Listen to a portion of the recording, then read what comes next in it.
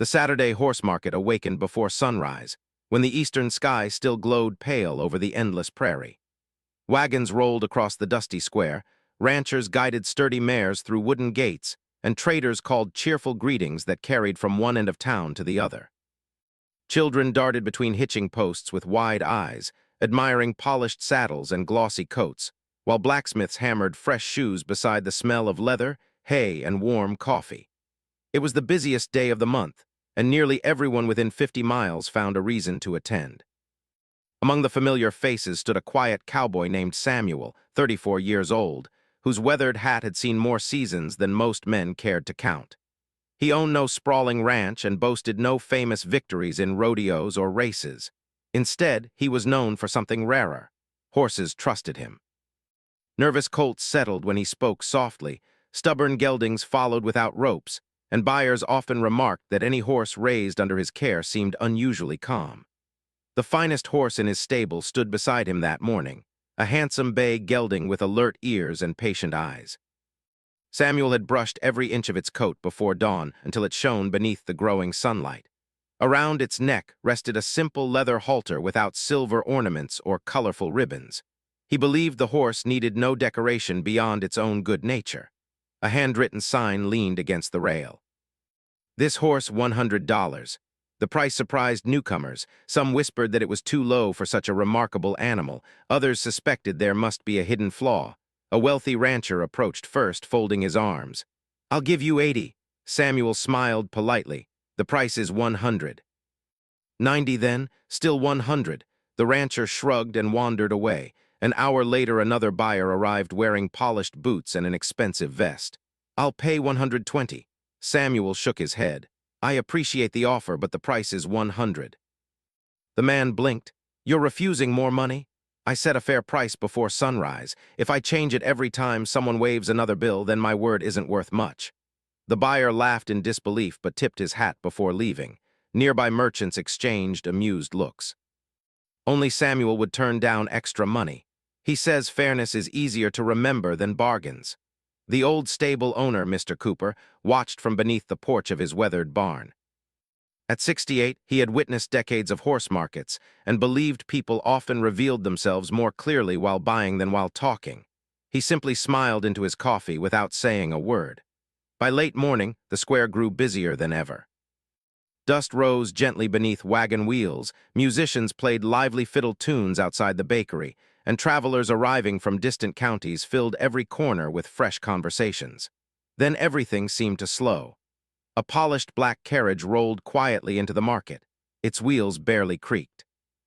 Two elegant chestnut horses drew it with effortless grace. The woman who stepped down wore a refined traveling dress of deep forest green, practical enough for dusty roads yet unmistakably well-tailored. She appeared about 29 years old, carrying herself with calm confidence rather than pride. Instead of glancing at expensive saddles or greeting the loudest merchants, she walked directly toward Samuel's horse. People noticed. Conversations softened. Several merchants assumed she intended to purchase the finest animal available without asking questions. Instead, she reached out carefully, allowing the gelding to sniff her gloved hand before gently stroking its neck. "Beautiful manners," she said. Samuel nodded. "He earned them." She examined the horse's hooves, shoulders, and eyes with surprising knowledge. "Does he startle easily?" "No, long journeys. He enjoys them. Streams, he crosses willingly. What about frightened children? He stands perfectly still." Her questions puzzled nearby ranchers. Most buyers asked about speed, strength, or breeding. She seemed interested only in temperament. Finally, she looked at the wooden sign. "This horse costs $100. "Yes, ma'am. I'll pay 200. Several listeners exchanged impressed whistles. Before Samuel could answer, she finished her sentence. "If the cowboy comes with him." Silence spread across the market. Even the fiddler stopped playing. A ranch hand coughed awkwardly. Someone chuckled, believing it must be a clever joke. Samuel remained perfectly still. After a thoughtful pause, he answered with steady politeness. "Ma'am, horses are for sale." She waited. "Men aren't." For the first time that day, the elegant woman smiled with genuine warmth, as though his answer confirmed something she had quietly hoped to hear. "That's exactly why I asked." The curious crowd grew even quieter. Nobody understood what she meant. Samuel certainly didn't. He removed his hat respectfully. I'm afraid I can't accept your offer. I expected that. You did. She nodded. I'll leave a small deposit for the horse. From her traveling purse, she placed $20 into his hand. I'll return tomorrow morning. You still haven't explained why. I know. She gently patted the gelding's neck once more before walking back toward her waiting carriage. Within moments, the horses carried her away, disappearing beyond the cottonwood trees lining the western road. The marketplace erupted into whispers. Every version of the story sounded stranger than the last. Some believed she was testing the cowboy. Others insisted she must have mistaken him for someone else. Young Ben, the 14-year-old stable boy, hurried beside Samuel with wide eyes. Are you really going tomorrow? Samuel stared at the $20 resting in his palm. I honestly don't know. That evening, after the market closed and the last wagons disappeared into the fading golden light, Samuel returned to the stable with more questions than answers. Mr. Cooper quietly swept the aisle before saying, Son, folks rarely offer extra money for what they don't truly value. Sleep on it. Tomorrow may explain what today refused to. Samuel looked toward the calm bay gelding, wondering why a complete stranger seemed interested not merely in buying his horse, but in finding him. Samuel barely slept. Every time he closed his eyes, he heard the woman's unusual offer echoing through the quiet stable. Before sunrise, he fed the bay gelding, swept the aisle, and checked every buckle on the saddle as though ordinary work might settle an extraordinary question. Mr. Cooper noticed the restless pace, but offered no advice beyond a gentle smile. Some roads only explain themselves once you're walking them, the old man said before returning to the tack room. The morning market was smaller than the day before, yet curious neighbors arrived early, hoping to witness what would happen. Young Ben polished water buckets while pretending not to stare toward the western road every few minutes. Just after the church bell marked 8 o'clock, the polished black carriage appeared again. The elegant woman stepped down with the same calm confidence. She greeted Samuel with a respectful nod instead of assuming her request would be accepted. I appreciate your patience, she said. And I appreciate honest questions, Samuel replied. Perhaps today you'll answer one. I intend to. She asked if they could speak somewhere quieter. Together they walked beneath a broad cottonwood tree near the edge of the market, where the sounds of bargaining faded into the distance. The bay gelding grazed peacefully beside them, occasionally lifting his head to watch passing wagons. My name is Alina, she began. Samuel. I know. That answer surprised him. My grandfather owned Willow Creek Ranch 60 miles west of here. He passed away last winter, leaving it to me. It is a beautiful place, but beauty alone doesn't keep a ranch alive. Samuel listened without interrupting. The buildings are sound, the pastures are healthy, the horses, however, have become fearful. My grandfather grew too old to train them himself, and several hired hands believed shouting and force solved every problem. The animals now distrust nearly everyone. Samuel folded his arms thoughtfully. There are good trainers closer than 60 miles. I hired 3, and they measured success by how quickly a horse obeyed, not by whether it understood. She paused before continuing. None of them lasted. Samuel looked toward the gelding. So why me? Alina smiled faintly. For 6 months I've heard the same story in every town I visited. Ranchers argued about prices. Merchants praised hardworking neighbors. Children talked about kind strangers. Yet one name kept returning whenever anyone mentioned difficult horses. She met his eyes. They said there was a cowboy who never frightened an animal into obedience. Samuel felt unexpectedly uncomfortable. People exaggerate. They agreed on details they couldn't possibly have rehearsed. She reached into her leather satchel and unfolded a neatly drawn map of the surrounding territory. I've traveled farther than most people realize. Tiny pencil marks circled several towns. In every one, someone eventually pointed me here. Samuel studied the map before quietly asking, if all you needed was a trainer, why offer $200 if I came with the horse? Because I wasn't buying labor. What were you buying?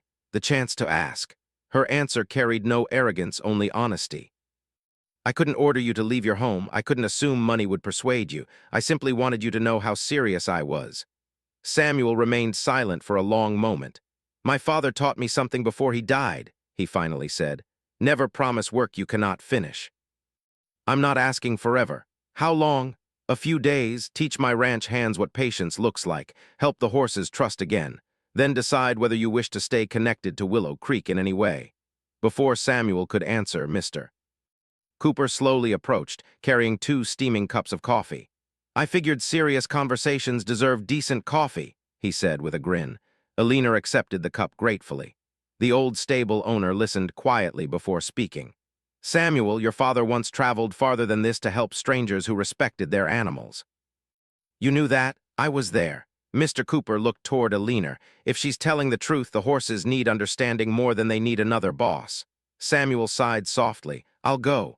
Ben nearly dropped a bucket when he overheard the words. When do we leave? Samuel asked. As soon as you're ready. Within an hour, the bay gelding was saddled, supplies were packed into a wagon behind Alina's carriage, and the unlikely companions began their journey westward. The prairie stretched endlessly beneath clear blue skies. Meadowlarks sang from fence posts, jackrabbits darted through tall grass, and distant herds of cattle drifted like moving shadows across golden hills. The peaceful landscape encouraged conversation that never felt hurried. Alina spoke of growing up in eastern cities, where polished floors replaced open fields and people admired horses from carriage windows instead of caring for them. Visiting her grandfather each summer had always been the happiest part of her childhood. He believed every horse had a personality, she said. He was right, Samuel answered. He used to say people weren't very different. Samuel smiled. That sounds true, too. By late afternoon, they reached Willow Creek Ranch. Wide pastures rolled gently toward distant cottonwood groves. White fences bordered grazing fields, and the main house overlooked a sparkling creek that wound through the valley. Everything appeared carefully maintained, except for the horses gathered near the far corral. Even from a distance, Samuel noticed pinned ears, nervous movements, and watchful eyes. A ranch hand attempted to approach one chestnut mare. She stepped backward immediately. No biting, the man muttered, just stubborn. Samuel watched quietly. She's not stubborn. The ranch hand frowned. What then? She's expecting disappointment. That evening, Samuel entered the corral alone without carrying ropes or whips. He stood quietly until curiosity replaced fear. One horse stepped closer, then another. Alina watched from the fence, realizing silence could sometimes teach more than commands ever could. As the sun settled behind the western hills, she finally understood why every town had sent her searching for one particular cowboy. Tomorrow, the real work would begin, and neither of them suspected that an old family connection waited to be discovered inside Willow Creek's forgotten history. Morning sunlight spread across Willow Creek Ranch, painting the hills in soft gold as another quiet day began. Samuel entered the main corral carrying nothing except a small brush and a pocket full of apple slices. The ranch hands watched from the fence, expecting another lesson unlike anything they had learned before. Today, Samuel said, nobody chases a horse. The men exchanged uncertain glances. We've always been told to make them move. And they've always been taught to fear you, Samuel replied calmly. He stepped into the pasture without looking directly at the nearest mare. Instead of approaching her, he brushed the wooden fence, scattered a few apple slices on the ground, and simply waited. Several long minutes passed. No shouting, no ropes, no sudden movements. The mare slowly lifted her head and walked closer. She sniffed the apples before cautiously taking one. Samuel smiled but made no attempt to touch her. Trust grows when it isn't rushed, he said. One by one, the ranch hands copied his patience. They spoke more softly, moved more carefully, and allowed curiosity to replace pressure. By the end of the afternoon, horses that had once scattered at the sight of people stood quietly beside them. Alina watched every lesson with admiration. She never remained on the porch giving orders. She carried feed sacks, repaired tack, swept the stable floor, and worked beside everyone else until dust covered the sleeves of her elegant dress. During a short break beneath an old oak tree, she handed Samuel a tin cup of cool water. I've learned more in 3 days than in the past 3 years, she admitted. Samuel chuckled. The horses deserve most of the credit. They seem to trust you immediately. They don't trust me immediately, he corrected gently. They trust that I won't demand anything before they've decided I'm safe. She nodded thoughtfully. Perhaps people aren't very different. That evening, Ben arrived with another wagon of supplies from town, proudly announcing that Mr. Cooper insisted no hardworking ranch should ever run short of coffee beans. Everyone laughed. While unloading crates into the old storage barn, Ben noticed a dusty wooden chest tucked beneath a faded blanket. Curiosity got the better of him. "Miss Alina," he called. "Was this always here?" She brushed away years of dust before lifting the heavy lid. Inside rested neatly tied bundles of letters, ranch records, and several weathered journals bound in brown leather. "They belong to my grandfather," she whispered. After supper, the small group gathered around the dining table as Alina carefully opened the oldest journal. The pages carried neat handwriting, preserved despite their age. Most entries described cattle prices, harvests, and trail conditions. Then one passage caught her attention. She read aloud. "Met a young horseman today while traveling through Red Hollow. Quiet fellow. Didn't force a frightened colt once, yet earned its trust before sunset. His name is Thomas." If kindness could be saddled, it would look like that young man's hands. Samuel looked up sharply. "Thomas was my father's name." The room fell silent. Alina continued reading. "He reminded me that patience saves more time than anger ever will. Should my family ever need guidance after I'm gone, tell them to seek the horseman who teaches hearts before horses. His family understands something money cannot purchase." Samuel stared at the page, unable to speak.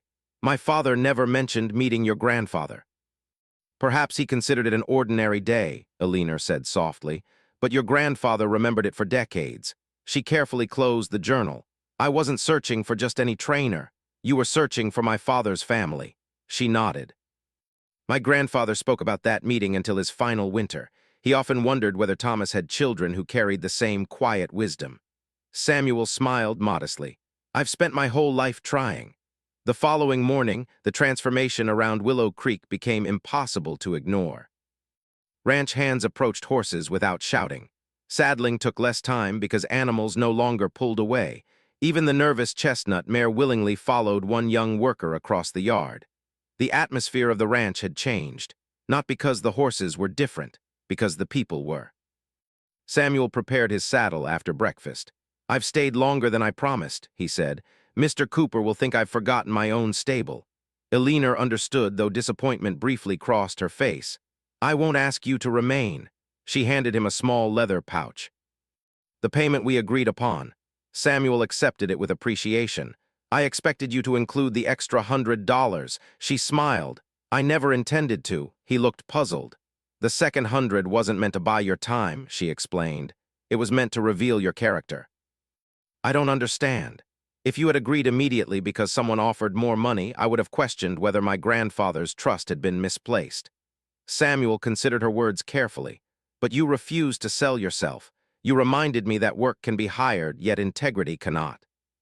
"That's exactly the person my grandfather hoped I would someday find." Instead of another pouch of money, Alina unfolded a carefully drawn map showing neighboring grazing land. "I have another offer." Samuel listened quietly. "Our ranches raise different strengths. Yours produces remarkably calm horses. Mine has excellent breeding stock and wide pasture. Rather than becoming employer and employee, why not become partners? We can exchange knowledge, share bloodlines, help neighboring ranchers, and build something neither ranch could accomplish alone." Samuel studied the map for several thoughtful moments before extending his hand. "A partnership built on trust sounds worth far more than $200. Alina shook his hand warmly. Months later, Willow Creek and Samuel's stable became known across the territory for horses that were dependable, gentle, and eager to work. Travelers often journeyed long distances simply to learn their methods. Ranchers discovered that patience improved not only animals but families, friendships, and communities. On another busy market day, Samuel stood beside a young bay gelding wearing a familiar handwritten sign. "This horse, $100. A curious rancher laughed. "You could charge twice that now." Samuel smiled. "A fair price still feels right." Alina, standing beside him, added with quiet happiness, "The best bargains are never measured by what you spend. They're measured by what they help you become." Together, they watched another generation of horsemen learn that respect, honesty, and kindness always travel farther than wealth alone, leaving behind trails others would gladly follow for years to come.